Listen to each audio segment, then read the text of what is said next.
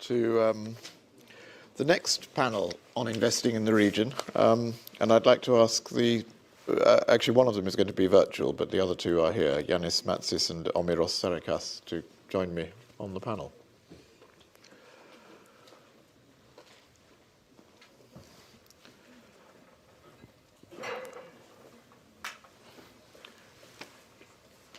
And in principle, yes, we start with Ioannis Smyrlis, Secretary General for International Economic Affairs at the Foreign Affairs Ministry in Greece.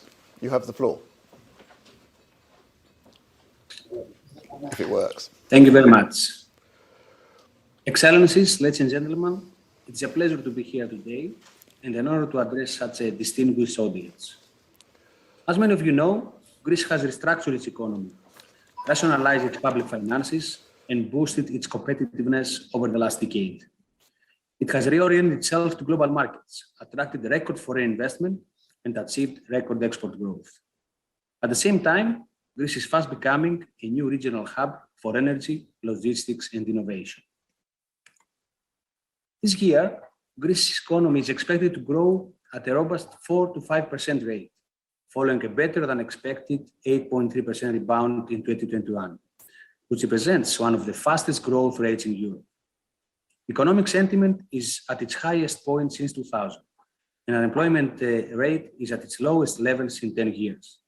Last year, Greece also posted record exports of 40 billion euro and saw record foreign direct investment almost 5 billion worth, the largest FDI inflow since 2002, confirming that the country is on the right track and in a dynamic growth phase. According to surveys which track investors' attitudes, Greece is rated among the top 10 investment destinations in Europe. This reflects the wide range of attractive opportunities available in the Greek market, as well as the coordinated efforts of the last several years to create a competitive and positive business environment in Greece. Ladies and gentlemen, currently, economies around the world are working their way back from the contraction caused by the coronavirus pandemic. For Greece, this heralds a new era, framed by the country's ambitious Green Deal and Greece 2.0.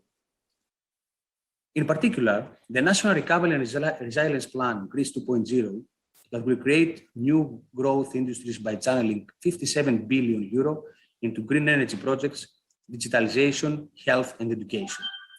Greece 2.0 is focused on realizing fully the potential of the digital age and green energy and aims to secure sustainable growth far into the future. Remarkable reforms have been implemented to reshape Greece's market and public administration, so as to make it more competitive and business-friendly.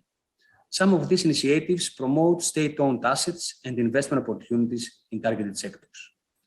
More specifically, over the last decades, Greece has greatly upgraded its energy infrastructure, both within Greece and with neighboring countries, and is fast becoming an energy hub for Southeast Europe and the Eastern Mediterranean. In this vein, Greece is welcoming a range of energy-related projects and attracting investments in clean energy, e-mobility, and circular economy.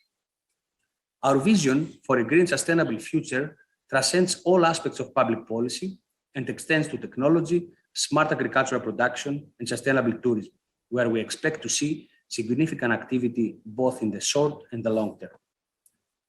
Technology and innovation are also integral to the digital transformation envisioned in Greece 2.0. Greece's tech sector is already attracting significant investments, and please allow me to name a few. Recently, JP Morgan acquired a 49% stake in Greek fintech Viva Wallet, a leader in European cloud-based payment, in a deal that reportedly valued the company at 2 billion euro. During the pandemic, tech giant Microsoft invested in a new 1 billion euro data center venture in Greece, and pharmaceuticals company Pfizer created a tech R&D hub in the northern Greek city of Thessaloniki. The planned digital interconnection, CME-WE3, linking 39 cable landing stations in 33 countries through high-capacity submarine optical cable, will make Greece a regional digital hub and support the further development of international collaboration with Greek tech. Technology and innovation will also become increasingly important in smart and sustainable agricultural production. For Greece, this is a priority, given the leading role food products play in the country's export profile. Furthermore, tourism industry in Greece creates a springboard for the future through responsible and innovative approaches. This also opens new opportunities for investors, with projects in Greece that upgrade and rebrand hotels, emerge new travel destinations, extending at the same time the tourist season. Investment in the sector tripled in 2020, and since 2019, some 150 new hotels, most in the 4- and 5-star category, have opened their doors around the country, with dozens more in development.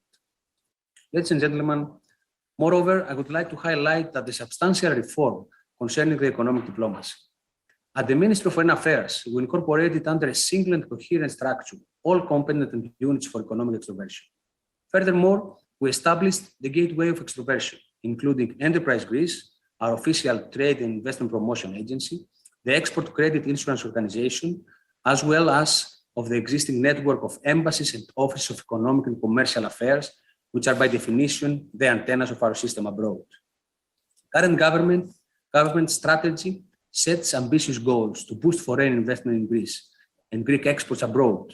By 2023, we aim to double foreign direct investment in Greece to a target of 4% of GDP and increase exports to 48% of GDP, up from 37% in 2019. To conclude, despite the current global geopolitical uncertainty, Greece has become a secure investment destination with enormous potential in Southeastern Europe and the Eastern Mediterranean, while remaining a pillar of peace, security, stability, and prosperity in the broader region. The growth momentum is back on track with impressive outcomes. In this vein, we adopt targeted measures and policies in order to ensure that this growth will be viable and sustainable in the future. We invite you to be a part of this exciting new era for Greece. Thank you very much for your attention.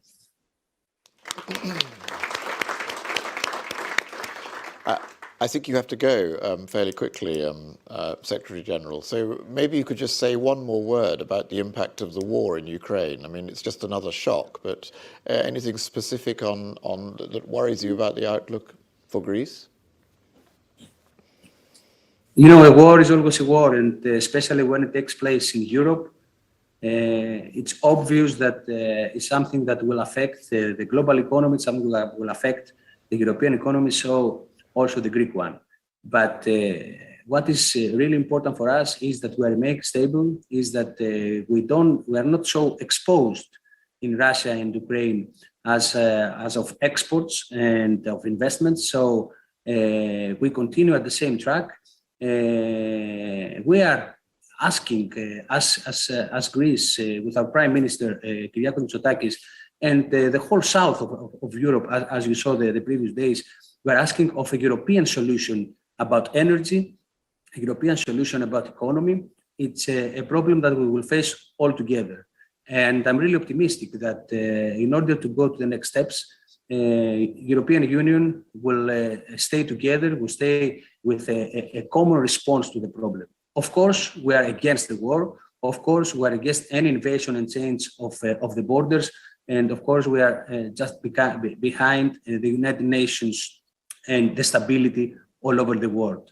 Greece was pretty clear about this from the beginning and will remain at the same line until the end. Moreover, I would like just to finish by saying that in the whole region, Greece is a stable democratic country that is an old member of the European Union and NATO, and that is the main pillar of stability all over our region. This is the role that we have, this is the role that we want to have, and this is how we will proceed also to the next critical months about economy and critical months about peace. Well, thank you very much for joining us. And now we turn to Ioannis Matsis from Invest Cyprus. Please. Thank you.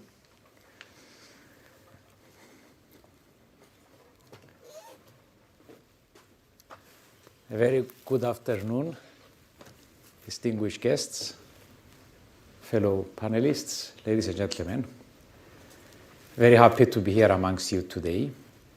My short presentation today will focus on Cyprus as an international business center within the European Union, and also on investment opportunities that we see on the island. Let me start with a snapshot of our beautiful island.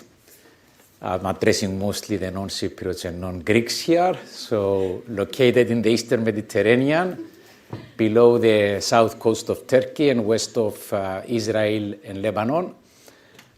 Cyprus is a small island of 880,000 inhabitants, 4 major cities on the island. It is part of the European Union, and it has adopted the euro as its currency. It enjoys beautiful weather, and with in excess of 300 days of sunshine. The official language is Greek, but everybody on the island speaks English as well. As a second language, pretty well command of the English language. Now, we've already heard about the GDP. Cyprus GDP outperformed the rest of its European peers both in 2020 and 2021. In 2020, the Cyprus GDP dropped by 5.1% because of the pandemic, whereas the rest of the average European Union dropped by 6.1%. And in 2021, Cyprus outperformed by growing its GDP by 5.7% against an average of 4.1% for the rest of Europe. Now, over the last few years, especially the last year, we have been observing a plethora of companies that are looking to set up offices in Cyprus and send their own staff, their own professionals to live and work on the island. And I want to address the main reasons why, from my position that I see by speaking to these companies, what is attracting them on the island. To begin with, and very importantly, a very attractive tax system. Our corporate tax rate is 12.5%. There is no capital gains tax on corporates, and there is an exceptional network of bilateral tax treaties, with quite often being the case of no withholding taxes at all in cross-border payments. That is a big advantage for companies. A lot of technology companies that set up in the island can take advantage of an intellectual property tax rebate, and which brings their effective tax to 2.5% on given a tax discount on royalties paid because of international of intellectual property. So very attractive tax regime. On individuals, the government aiming to attract foreign residents on the island has passed a lot of income tax deductions. Individuals that are non-domicile, which effectively means non-Cypriots by origin, they have a 50% tax discount for a period of 10 years on any income above 50, so long as their income is above 55,000. That means that the effective personal tax is close to 12.5%. Again, so you can imagine 12.5% corporate tax, 12.5% income tax. Very competitive for Cyprus. Now, it's part of the government's vision and strategy 2035, as we call it, to try and make Cyprus an international hub for doing business, for companies and people to relocate on the island. As such, recently they revised the immigration laws that make it very easy for companies, especially technology companies, but not only, to bring their non-European staff to Cyprus and their families, their spouses to Cyprus, and very easy for them to be issued working visas and residence permit. So that's another big attraction of the island relative to our competitors. Low cost of doing business.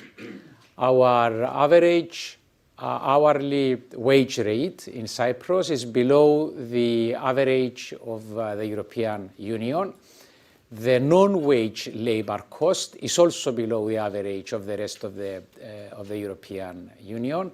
There is very competitive low commercial real estate rental yields relative to the European Union, always I'm talking about, and generally competitive property prices.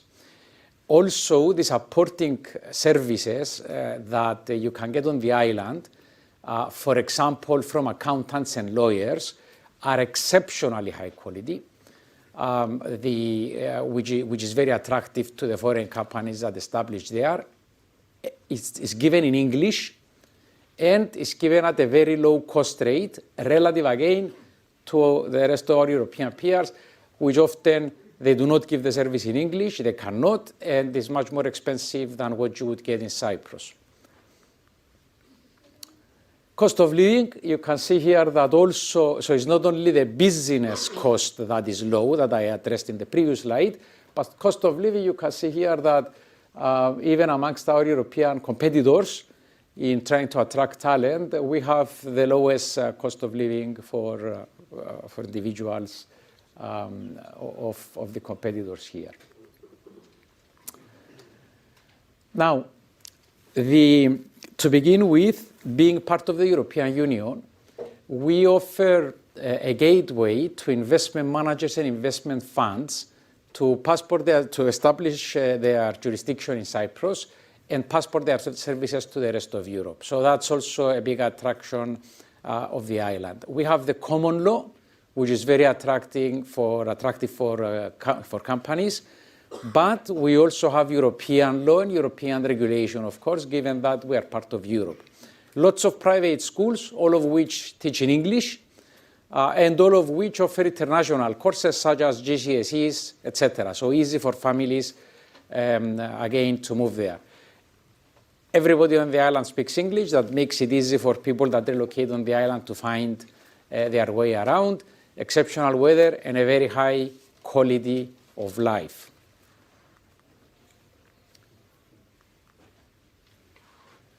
Okay, now let me address quickly where we see strong investment interest from abroad. In the area of companies wanting to relocate on the island, all kinds of companies really, but mostly technology companies is where we observe a lot of interest and where we see the most positive results.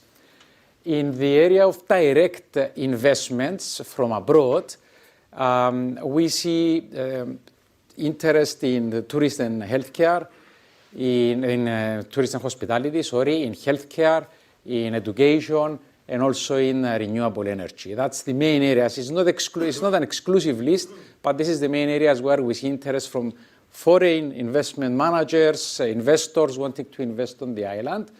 And finally, we see Cyprus being an attractive jurisdiction for fund managers, with fund managers establishing their base there to passport their services into the rest of Europe. Now, it's important when we communicate to companies, that we want to bring them on the island. It's important to be fair, to be balanced, to be transparent, so they know what they will find when they come on the island, and there is no surprises. So we do have some of our own challenges as well. To begin with, actually a very big challenge is the low airport connectivity. We have very few direct flights to European cities, but Athens, London, and a few other European capitals, we don't have daily flights anywhere else, making it a very difficult place to get to and to get out of. So that's one of the disadvantages. Our banking services are not at all advanced, nowhere close to to international or European best practices, especially when it comes to areas of financing, of efficiency of opening bank accounts, and of other banking services. Despite the bank's major efforts to upgrade their services, we're still quite behind what I would call European best standards. Another negative. So our AML reputation, anti-money laundering reputation, unfortunately reputation takes years to build, gets destroyed in a day. We destroyed ours, and it's still evident when we meet and discuss with foreigners. Despite, I have to say, I am a banker, the banks have gone into major overhaul of their policies, processes, and AML standards that I would actually argue now we are in international best practice standard levels. However, we still are not recognized as such from abroad because of our negative past reputation on this issue. Another disadvantage, which is not listed as a bullet here, is liquidity on the island. For investors that want to invest, really the investable sizes, the bite sizes are quite small.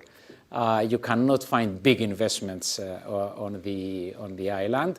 And it's also illiquid. It's easy to get in with small investments, but it's not that easy to get out given the amount of interest for small investments that is not as appealing to big investment managers. Some success stories of some companies that established their base on the island and that managed to, that are active on the island. I also want to share with you anecdotally, just out of interest to see the unfortunate events of the war in Ukraine and Russia. Actually seem to be strangely benefiting Cyprus. Over the last 2 weeks, and this is anecdotal, right? But I think it's an interesting piece of information. We have been approached by 4 American companies. One of them is a Fortune 500 American company that have between them 1,500 staff in Russia, all of them technologists. So they are technology companies that employ staff in Russia because you get good quality of technology personnel in Russia. And given the war, they have difficulties in paying them. And therefore, they asked us to help them relocate them to Cyprus. So we have organized and are organizing charter flights to fly them over to Cyprus via the air routes that are open, issue them residence visa and working visa on arrival. And this, with their families, will establish base in Cyprus. Now, it may sound nothing for the non-Cypriots amongst you, but 1,500 people is huge for the island. As I said earlier, we are only 880,000 population. So that's just something to share. Also, I want to address an issue that is also very concerning to me, which is inflation. This is not specific to Cyprus. This is global, a global issue affecting everybody. But I do fear, and I am very concerned about hyperinflation and about the possibility that inflation gets out of control, both because of the war in Ukraine, Russia, and of course gas, oil, and wheat prices. Also because of COVID and the supply chain constraints that we've seen during COVID. But also remember that all the central banks have been pumping liquidity into the system since 2008, since the Lehman crisis, both the US and the European central banks. And there's a lot of liquidity in the system, which doesn't help especially when people lose confidence. So inflation is a concern, and I'm not here talking about necessarily Cyprus, but everything else. Thank you very much, ladies and gentlemen. If I can help give any more information or explain the services we offer as Invest Cyprus, feel free to approach me after at the networking lunch, and it will be a pleasure to do so. Thank you. Thank you. Please, Omiros Sarikas. Thank you. So,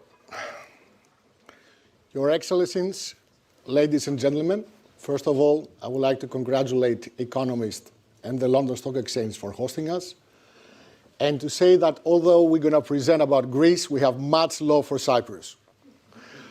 One of the things that actually we love about Cyprus is that you are two countries, one of the two countries that they are part of the British Commonwealth, you and Malta, and you're also part of the European Union. And you have English law. And for those of you that are in the fund business, after Brexit, we don't have to run to Luxembourg to open funds. CySEC has a regulatory framework, one of the few countries in Europe that have a full framework. So congratulations. Today we're going to give you a brief because I stand between you and your lunch. So I'm going to give you our version of the Brook Street brief. Our journey started when we came to Greece back in 2013, and by 2016 we partnered with an asset which we successfully exited during Brexit, during discussions of Grexit, and we managed to make 57 times money. After that, we built the first, that we are aware of, London private pot to invest in the country. And ever since, we've done 20 rounds, over 5 assets, and 6 to be announced in 72 hours. And those assets are growing, and they are thriving. What have we learned? First of all, we would like to share the positive notion that Greece is on a positive trajectory. Greece is thriving, and the last news that we have over the last few days say that despite COVID, despite the pandemic, and despite the Russian war, Greece will continue to thrive, what we call resilient growth. I believe it was addressed earlier on. Greeks managed to survive 10 years of a crisis, they can survive that. So, what we love about Greece so far, the FDI has increased 10 times for those that haven't observed it. Second, here we can see BRD participating, and much to their credit, EBRD, EIB, and EIF have created a very successful and active local private equity and venture capital ecosystem, and I can recognize some of its leaders in the audience. In addition, the international funds are investing or co-investing with the local national champions. And in the end, we also see the corporate FDI. The triplex of activity creates growth and a notion of trust. And that's what is happening right now. We started trusting Greece for leading us in Europe to growth. Everybody was quoting surveys today. We quoted a recent one, which mentions that despite the crisis, managers in Greece or those investing in Greece remain largely positive. In regards to the war, there are many scenarios, and leading people around the world, leading think tanks, are playing scenario analysis, what could happen. And none of us can read the magic ball. What we do know is that inflation can take 3 ways. I would only like to remind everybody that when you invest, you're not a trader, it's a strategic long-term allocation. In England, we call it patient capital. So we need to invest in Greece rather than trade Greece. And I think that's strategically important to get right. As we're looking into the inflation, the terrorists in Ukraine, and also what's happening with the pandemic, we also have a number of challenges that we're facing in-house. But I'm pleased to say that we have observed a number of structural reforms. Last year, we actually hired for the first time from the UK, and using the tools at our disposal, we relocated CEOs and managers from England and from Europe back to Greece. And that for us was the first time that we tried that successfully. So we believe we're going to have a phenomenal year despite everything that is going on. I believe that we're going to have a very good summer. And my data says there are going to be 14 to 16 flights directly from the United States per day. So if that happens, we're going to go back to 2019 levels.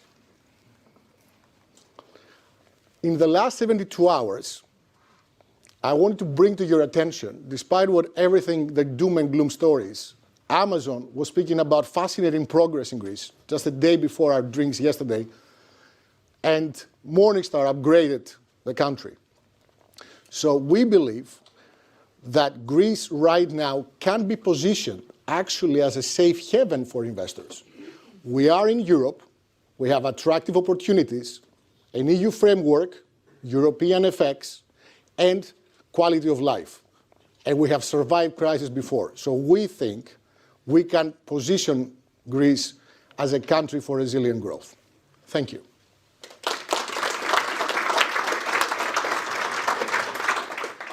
Thank you very much. We've got a few minutes for comments or questions. A very small one I'd like to put to Ioannis Matsis.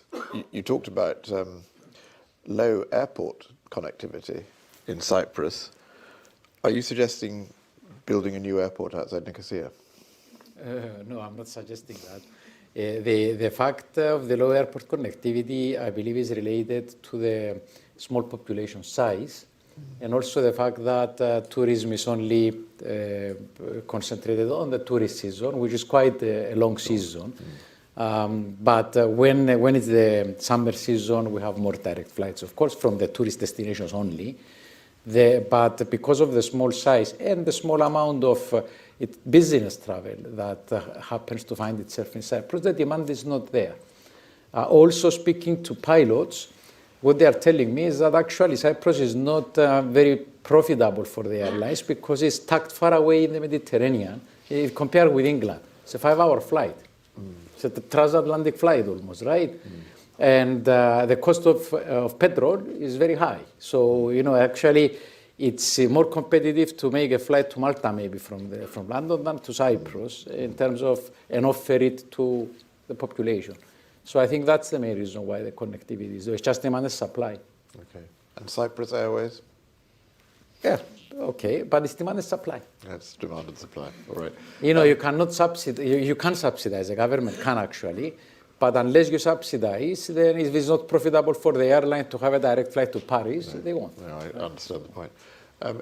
Any last quick questions from anybody in the audience? Yes, over here. Yes, for Mr. Matsis. First, I want to make one correction.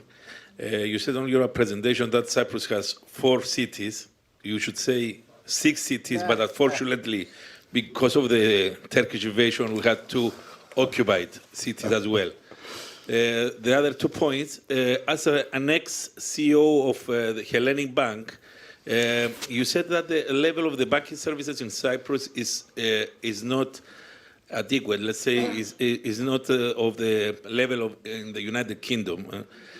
What did you do during your presence as ex-CEO in the Hellenic Bank, alongside the other CEOs?